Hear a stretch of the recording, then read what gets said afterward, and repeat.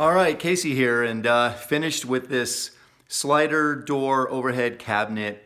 What do you call it? Storage spaces. Upholstering it. It did not turn out that great, but it's better than it was, and I think you'll agree. Here, let me show you. So this is the new sheet of fabric I put over it. You can see in the cubbies here, there's still a lot of glue that's shown through in those cubbies, which I did not recover those, as I said before. There's a little bit of glue still showing through in a few spots here, particularly down here where I did have to add some more of this heinous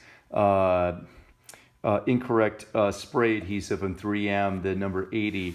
It just did not work well. It soaked right through, but I just couldn't get also to work with this SM6000 here.